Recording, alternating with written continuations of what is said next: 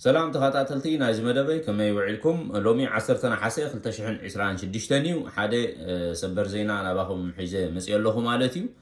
ስለዚህ ቅድሚና ኣብቲ ዝርዝራቱ ምእታወይ ሓደስቲ ሳብስክራይብ ግበሩ ካልኦት ከዓ ሼር ላይክ እናገበርና ዛ ሚድያ ክትዓቢ ኣበርክቶታት ንግበር እናበልኩን ኣብቲ ዝርዝራቱ ከኣቱ ሎሚ ሰዓ 8 ማለት እዩ ኣብ ራያ ኣላማጣ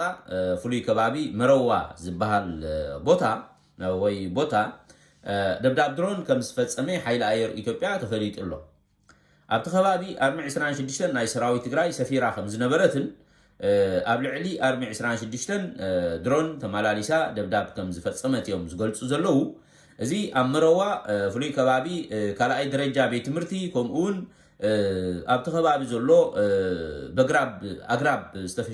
ዝተሸፈነ ቦታታት እታ ድሮን ተመላሊሳ ስጋብ 4 ግዜ ዝኸውን ደብዳብ ከም ዝፈጸመት እዮም ገሊጾም ዘለው ስለዚ ኣብ ልዕሊ እቲ ኣብ ዓሪዱ ወይ ድማ ኣብኡ ሰፊሩ ዝነበረ ሰራዊት ከምኡውን ኣብ ልዕሊ እቲ ነባሪ ናይቲ ከባቢ ህዝቢ ማለት እዩ ጉድኣት ወሪዱ ከም ዝኽእል እዚ ርጉጽ ማለት እዩ ብዝኾነ ግን ሰራዊት ትግራይ እውን ከምዛ ዓይነት ኣጋጣሚታት ክህሉ ከም ዝኽእል ኣገምተ እትዩ ኣብኡ ከም ዝሰፈረ እውን ክትርዳእ ትኽእልካ ማለት እዩ ስለዚ እቲ ጉድኣት ብመጠኑ ሰራዊት ትግራይ እውን ናይ ገዛ ርእሱ ናይ መክልኻል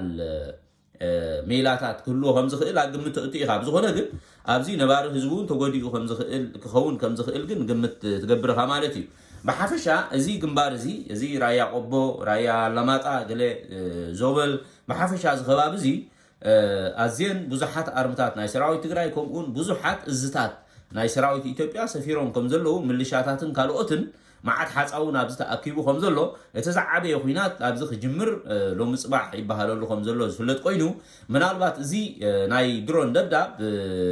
ነቲ ዓብይ መጥቃዕቲ ንክጅምር ምክንያት ክኸውን ይኽእል ዶ ዝብል ካልእ ሕቶ ኮይኑ